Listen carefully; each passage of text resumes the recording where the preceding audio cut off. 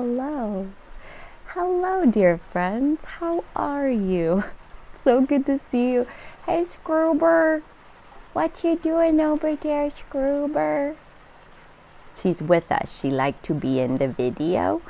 You can probably hear it's raining outside and it's so peaceful out here. I've been doing my morning time out here this morning and I don't even know what the floof is doing. We're not worried about it because I had something come over me where I had to talk about discernment right now. Right now. You ever get one of those? One of those right now creative urges?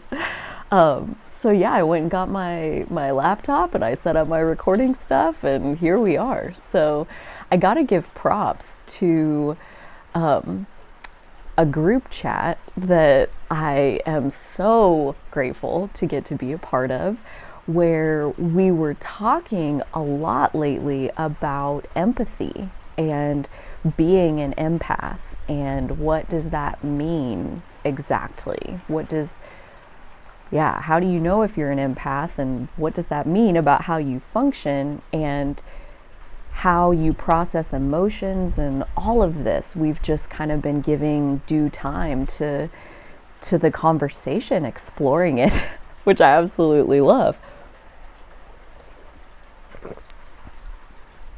And it really has sparked me to want to think about discernment and want to understand the role that discernment plays in our emotional health, our ability to process the emotional energies that we are either having inside of ourselves or soaking up from the environment around us. Between the two, we all are full of emotional energy, and there are some things, this is kind of a term that I've heard it called, I don't know if this is like a real thing or not, but psychic hygiene is essentially the idea of energy management and how do you wring out the sponge when it's full. So I wanted to offer a few journal prompts for how to find where you are kind of in your own ability to discern energy. And I think as I read these, it'll be pretty clear what I mean. So I'm going to give you these and read them slowly, and then I'll read them a second time and then move on to the next one. So if you want to pause and write them down to come back to later, I mean, I definitely have spent a lot of time thinking about these, and that's what I'll talk about in the part after. So the first prompt is, this is how I know when someone's energy is rubbing me the wrong way. This is how I know when someone's energy is rubbing me the wrong way. How do you know that? And I'm going to challenge you, if you are watching, if you are rendezvousing with this message, to don't just assume in your head that, yeah, I can tell when somebody's energy is rubbing me the wrong way. The exercise is to go into your body and identify, how do you know? How does your guidance system tell you that this person is rubbing you the wrong way? And hopefully through that exercise, we are able to get even more familiar with how our energetic system is communicating with us, like the rumble strips on the side of the highway. What really are we talking about? Because they're not rumble strips. What we're talking about is probably more like, my face gets hot. I start gritting my teeth. Like these kinds of bodily responses that will happen when somebody's energy is rubbing you the wrong way. So to kind of study inside of yourself, what do those responses look like? The second prompt is, these things let me know I'm in overgiving mode. These things let me know I'm in overgiving mode. So how do you recognize that when you are kind of spinning in giving mode, and what are the road signs that let you know that that's where you are? And if you've listened or been around my channel, I mean, I'm a I'm a recovering overgiver. I have a tendency to get really invested in what other people got going on and to want to do what I can to make it as good as it can be. And, part of the discernment is learning to recognize, when am I owning their process for them instead of supporting them in their process. So for me, this is kind of like an ongoing boundary that I try to walk within myself. The third prompt is, when my energetic sponge is full, it feels like what? When my energetic sponge is full, it feels like what? And again, I'll come back and kind of talk through these a little bit more at length, but being on the verge of tears to me is like one of the key signs that your sponge is really full. Like when you literally start leaking liquid down your face, that's a full sponge wanting to be wrung out, And so that would be a question, is like, is that one that helps you to recognize like when your sponge is full? And if it is, are there signs before that, like, let's say bursting into tears in a moment is kind of a sponge is full, over full, and then basically what happens is you take in new energy, that empath take it in and amplify it energy. It's like the straw that broke the camel's back sort of thing when you burst into tears in a moment that's maybe not a totally like appropriate, like equal response to what happened, but it's like the sponge was already full. You can't put more water in, it just runs right out the bottom. So that's my 2 cents about when my energetic sponge is full, it feels like what. And then last but not least, for practicing where we are with discernment, behavior or treatment I am no longer willing to tolerate are what? Behavior or treatment I am no longer willing to tolerate are, and that one is interesting. So I channeled these. I just kind of let my brain open and like, yeah, what questions would help us like sink into our discernment and study our own internal discernment. And this one posed to myself was really interesting because what came was all like behavior and treatment and ways that I had treated myself. And it was that self-behavior that I was no longer willing to tolerate. And that put an interesting spin on it, as far as, again, what is even the point of discernment? And that's where I'll get into, this is the piece that I got out of the group chat, thank you, Jody, is radical self-responsibility. Radical self-responsibility, meaning we are the master of our own energetic grid. We are having free will. We are having autonomy and the right to choose things for ourselves. If you're a child, if you're dependent for some reason, maybe you have less autonomy, but for the most part, like adults, you have full autonomy whether you claim it or not. And this idea of radical self-responsibility, of realizing that we are each responsible for the shape of our grid and our emotional health, our energetic health, our psychic hygiene. We are each responsible for that. And at that point, this is an interesting divergence in my brain, because there's where I was going to go, which I still want to go there, and I don't know if I'm going to be able to remember to come back to it. If it's meant to be, it'll be. But the piece that I want to bring in here is a common criticism, I think, of what I'm talking about, is that it kind of gets into a space of like victim blaming, and how, like, when you're preaching radical self-responsibility, aren't you ignoring the systemic issues that keep certain populations oppressed? Or aren't you ignoring that, this person's in an abusive relationship with this narcissistic other person, and like that's not their fault that they're being treated this way. And I don't want to be insensitive to that side of it.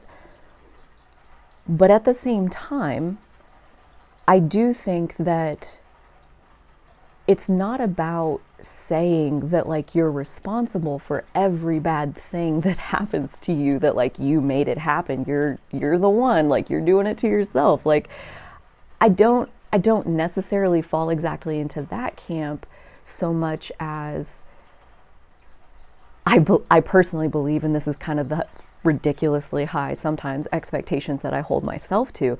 It's like no matter what the obstacle, I'm still responsible for how I show up in the world. I'm still responsible for doing what I can with what I have. And sometimes that's as simple as making eye contact with someone and sharing a moment and a smile where I have the energy and the presence to notice the sad eyes of the person handing me my ice cream out of the drive-through window, and I spend an extra second looking instead of just taking it and putting it and going on my way. I give 3 extra seconds because I have the time to give, I have the energy to give, and I have the presence to notice that this person is sad. And so I see them for a moment, so they're seen and they smile, and I gave what I had to give. I worked with the energy I had. So I think there's room basically for all of it.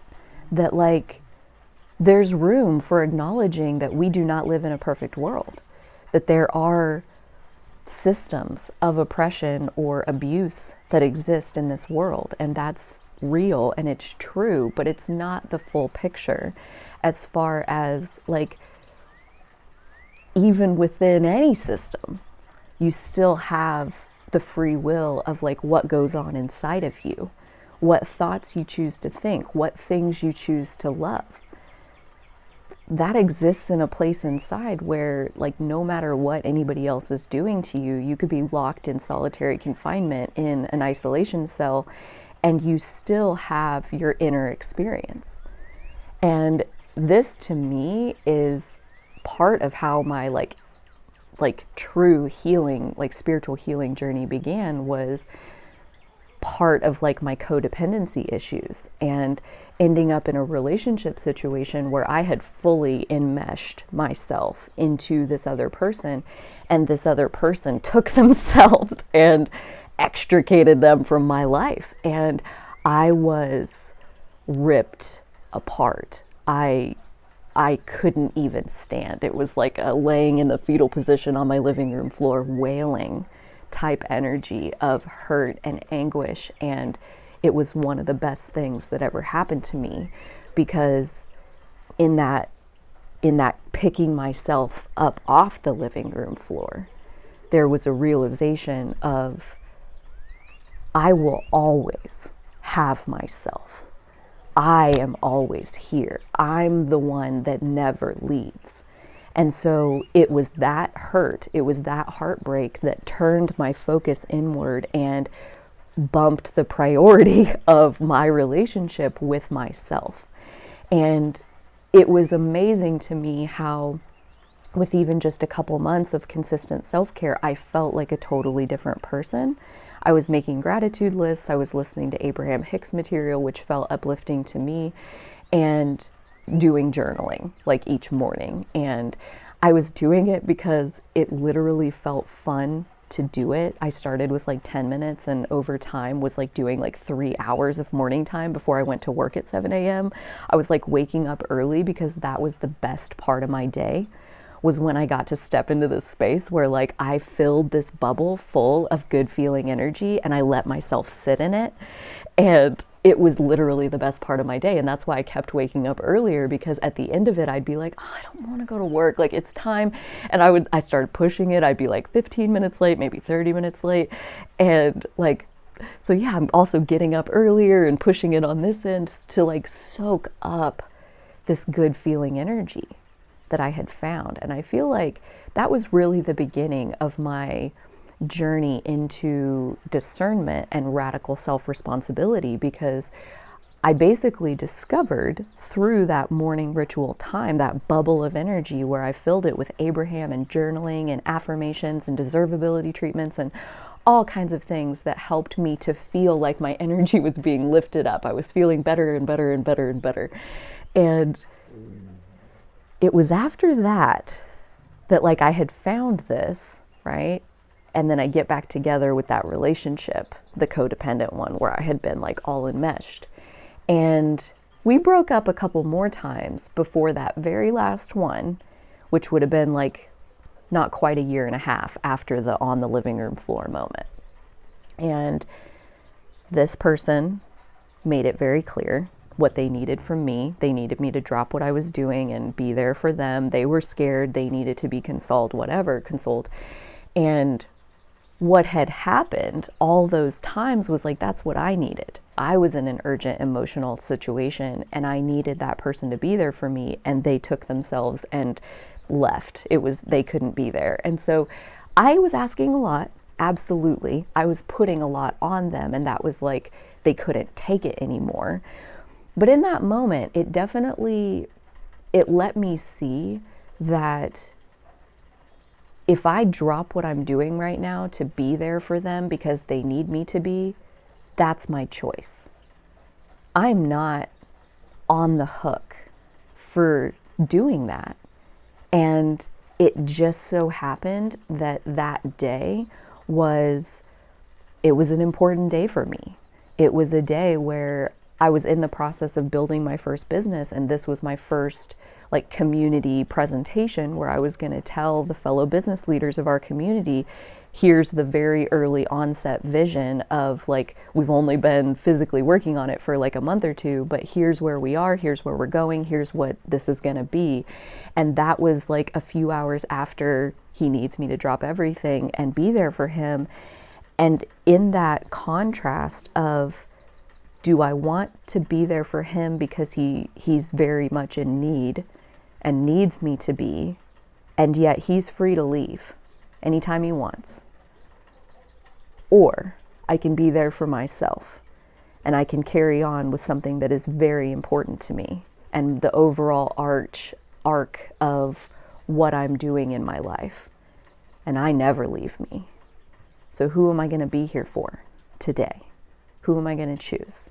It's my choice. I had never felt a choice before. Every time someone around me needed something, I just did it. I just was there and I just gave it to them, whether I had it to give or not. And I decided on that day, I don't have it to give. Not today. And he was pissed and he broke up with me, and that was the official end of our relationship, which you could also say it was like the moment where the karma that we were working out together, as far as my part, I was healed.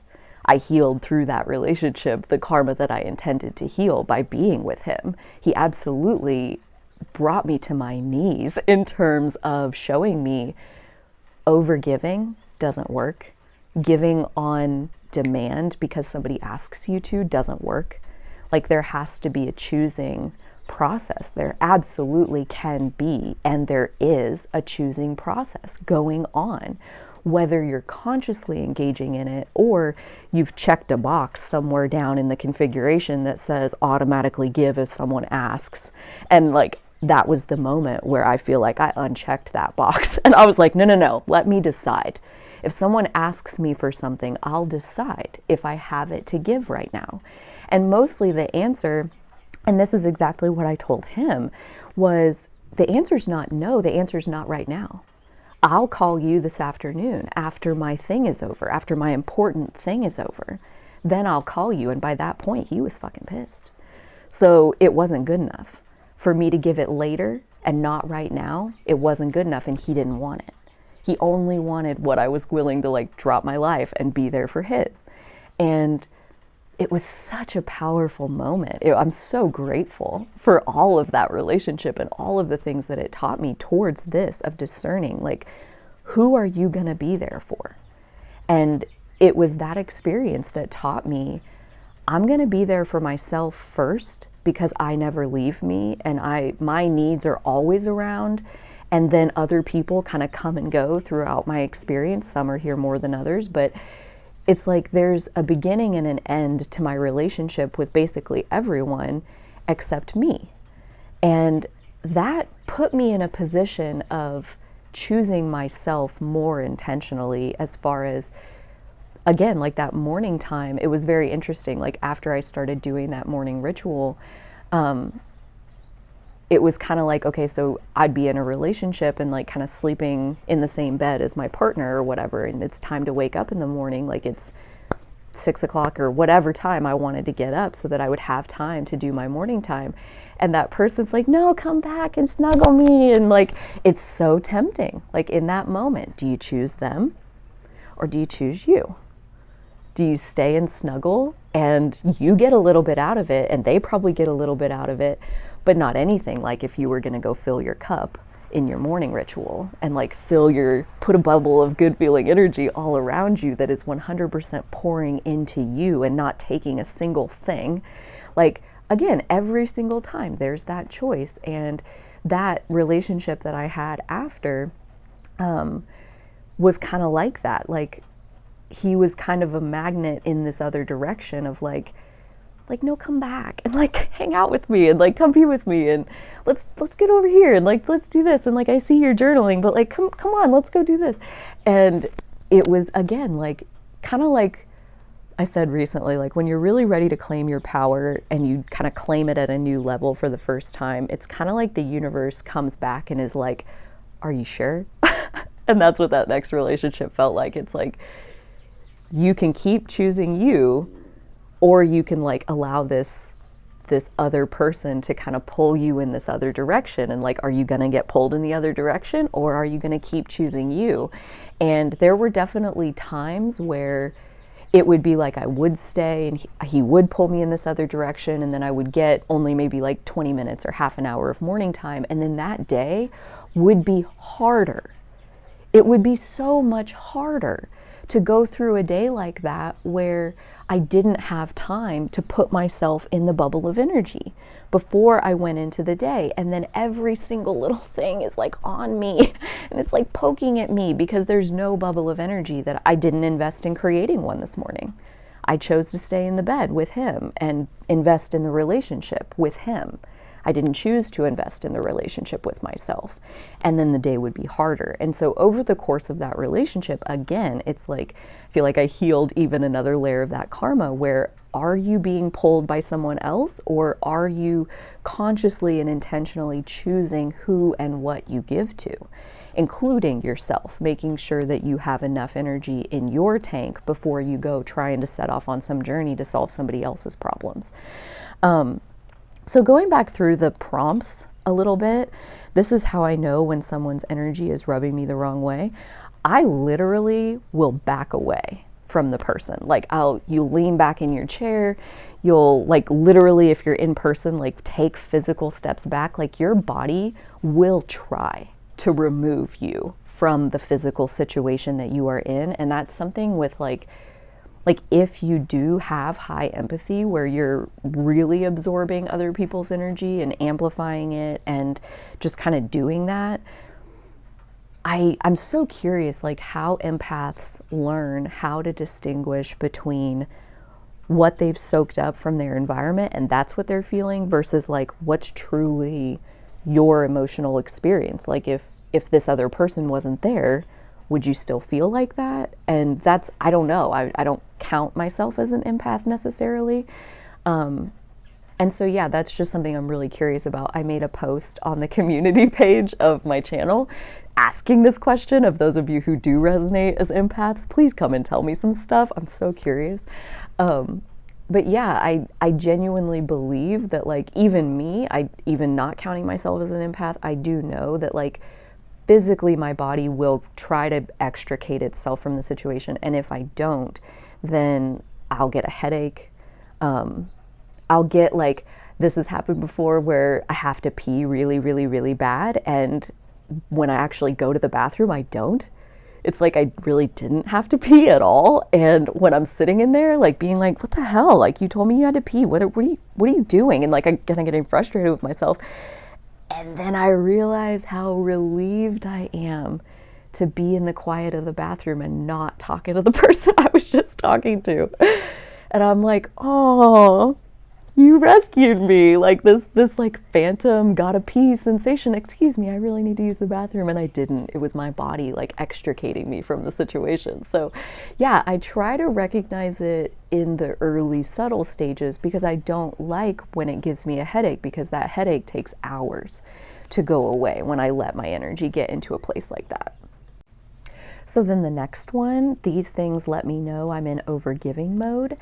I think the biggest one for me is when I start to feel resentful of other people about how dare you not be grateful for what I just did for you. You know, that kind of thing where like you're mad at them because they didn't give you the response that you feel you deserve for what you gave them. I would say for me, that's like one of the main ways I notice, like I'm in overgiving mode. Like if you're pissed that they weren't grateful enough, maybe you shouldn't have given it in the first place. Maybe you really didn't have it to give. And that's why after giving it, yeah, your energy is lower. You let your energy get down to a place where what you have access to is resentment. And that doesn't feel good. It feels rotten, actually. So that comes back around again to the sense of radical self-responsibility and discernment. Because again, it can be that you're not saying no, but you can say not right now. And is it better to give it when you can't afford it and then be mad at the person for not having the reaction that you wanted them to have, or to not give it to them in the moment and maybe risk them being a little bit disappointed or frustrated or breaking up with you or whatever it is. But at least then you didn't run your gas tank out and you're not feeling resentment. Maybe you feel guilt. That's another like maybe negative feeling emotion that's mildly better than resentment. But I will say guilt and resentment, it's like, again, which one would you choose? If you had to pick one, which one would you pick? And I would pick guilt, because guilt says I used my power and I'm questioning if I did it right. I feel guilty, like maybe I should have done it differently, but I did use my power. And now I'm questioning if it was really the right way to use my power. Did I overpower them? Should I have given, like, I made a decision and I don't know if it's sitting well. Resentment is you didn't use your power. You gave it to them and they didn't do what you wanted them to do with it.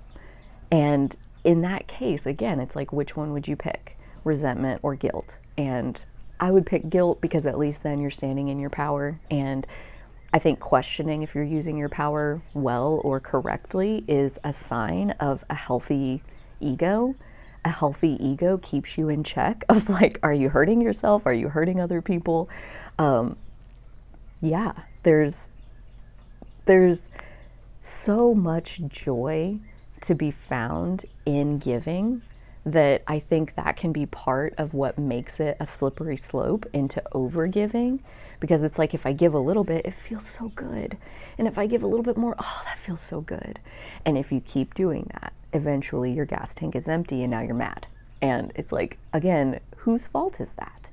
If we give when we can't afford it, at the end of being like, okay, now I'm negative 20 in the hole and I'm having my own emotional meltdown.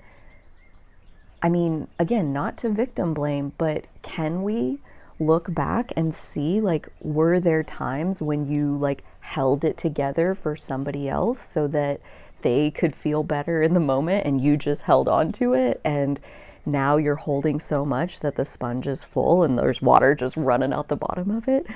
When my energetic sponge is full, it feels like I'm about to explode. Sometimes it depends on what is it full of.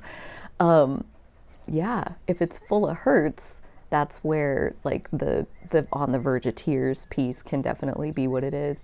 I also can feel volcanic sometimes, like what really needs to happen to empty the sponge a little bit. One time, this was at the grocery store, and it was a Friday afternoon. Fridays are pretty busy for the store anyways, and we had a dinner that we were catering, like we put the food together and they pick it up and take it over there.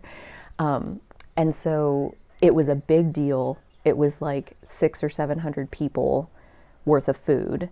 And we had been planning and organizing and preparing, and we had to order extra cases of things and like get it set aside and put all this effort into doing it. And then it was like an hour before they were going to come pick up the stuff, and we had just finished the salads. And the salads were in containers about like this, and then we stacked them all on top of each other, and there were maybe 5 or 6. It took several cases of the lettuce to like make all of this salad. And I knew I was amped. I knew that I was feeling intense, that like I knew I could feel like that there was like a buzz in my energy. And I was on the back side of the cart and somebody else was on the front side of the cart, and we were taking it to the produce cooler, and they had the door open and I thought they had it and they let it go. And I didn't catch it in time. It was like it happened in slow motion. It just like the door hit the salads and the whole stack just goes like this and lands on its edges, and all of the containers bust open, and now there's like a few $100s worth of salad like on the floor, unusable. You can't sell that to the client. That's your cost that you got to eat. That is one. I ordered all of this special is another, and then we spent the last 2 hours getting it done, and we now have an hour until they're going to pick it up. So it was like all that came in at the same time of realizing we just lost all our profit on this job. we just like have to empty out our front salad case. So now all weekend our salad case is going to be empty because we're going to have to put it into this order instead of be able to sell it one bag at a time to customers all weekend. And it was in that moment where, again, this is a powerful moment of discernment that comes to mind, because it was in that moment that I recognized what I had done. As far as my sponge was already full, the camel's back was already basically broken, and it wouldn't have taken even 10% of the stress that happened in that moment, that like avalanche of stress that I felt. It would have taken such a minuscule version of that to send me over the edge, and this was just a super extreme version. And I just looked at it. I'll be back. And I turned around and I went to my car, and I sat in my car for a few minutes, and I just screamed and screamed and screamed and screamed and screamed until I didn't have a voice anymore. That was how I wrung out the sponge. That was the volcano erupting. It was like, Carly's gonna scream. That's what's gonna happen. And either she's gonna scream inside the store at employees who don't even a little bit deserve this kind of response. It's not their fault. I don't feel this at them, but I do feel this. So I went and sat in my car and screamed until I had no voice left. And that was how the energetic sponge got emptied in that moment. And again, it really stands out to me as a moment where I realized what I had done. I realized I had let myself swim in several hours, if not days, of stress. That the camel's back was basically already broken, and losing it in this moment, I mean, it wasn't fair to be mad at this person. It wasn't fair to be mad at myself. It was so clear to see that like the sponge was already empty. And yeah, when you put more in, it's just going to run out the bottom. You're just going to have to go sit in your car and scream for 3 minutes, bloody murder. There was no crying. I was mad. I was so mad, so overwhelmed with stress in that moment. The energetic sponge is full, and I knew I'm gonna scream. So I best go do that in a place where it's not gonna be an avalanche or a volcanic eruption onto somebody else. And last but not least, behavior or treatment I am no longer willing to tolerate are, and like I said, this really surprised me because the behavior and the treatment that I'm no longer willing to tolerate is my own. It's one really, really easy example is I no longer tolerate holding my pee when I need to go to the bathroom. Like, I no longer tolerate working through being thirsty or hungry. If I feel a hunger pain in my stomach, I stop what I'm doing and I go feed myself. If I feel like I need to pee, I stop what I'm doing and I walk to the bathroom right now. I don't ever tell myself, you have to wait, you have to hold it. What is happening right now is more important than you are. I don't do that to myself anymore. Or I try not to. Every once in a while, I'll catch myself like really into what I'm doing and my stomach just growling louder and louder and louder. And finally it clicks. You're doing it again. You're doing the thing where you're subconsciously telling yourself that you don't matter, that you're not as important as what else is going on in this moment. Again, it goes back to that radical self-responsibility and discernment of what are you choosing? Are you choosing to keep investing into what it is that you're doing? Or do you choose to stop and invest a few minutes or, even just a minute to make yourself more comfortable, to address the things that you yourself are needing? And even just little practices like that. Sleep is another one. Like, I really practice recognizing when I need a nap. So like I used to operate on mostly when I would take a nap is if I was hungover and I need to like sleep off the rest of my hangover. That's a pretty good use of a nap. But other than that, I didn't really take a nap because I'm doing stuff all day. And now I practice feeling like the backsides of my eyeballs, like when they're even just a little bit scratchy, I go take a nap. And I do feel so much better. And again, it's always a question of asking myself, do I want to carry on with what I'm doing today, or do I want to stop and go spend a little bit of time to take care of my energy and address the thing that I'm feeling that I need? I need a little bit of sleep right now. You've only been up for 8 hours, so what? I feel like I need a nap, so I'm going to go take a nap. And that is, I guess, the behavior I'm no longer willing to tolerate is pushing myself when I can't afford to give the energy that I'm asking myself to. Basically, like, boundaries are a fun thing to throw around, especially when you're mad at somebody or you feel like they're mistreating you. But I personally subscribe more to boundaries around how we treat ourselves. It's not about a boundary that says to somebody else, you can't treat me like that. It's a boundary with yourself that says, I'm not willing to be treated that way. I'm not willing to accept that kind of behavior. If someone wants to treat me that way, I'm gonna stand up for myself. The boundary is between me and me. The boundary says, like, I'm not gonna hold my pee anymore. That's a boundary I've set with myself, with my brain. Like, when you register that I need to go to the bathroom, you have to pause right now. And the body takes precedent. Give the body the precedent. And again, it's like, we're not trying to be selfish and, okay, so give all your love and all your energy only to yourself. Never give it to anybody else. That's not at all what I'm saying. Because when your battery is full, it naturally will point itself outward into the world to say, okay, now that my battery's at 100%, what am I capable of? What am I capable of solving or adding value to, adding a contribution to? I'm not working with 10% battery charge where I'm fussy and grouchy and mad at the world and frustrated by every little thing.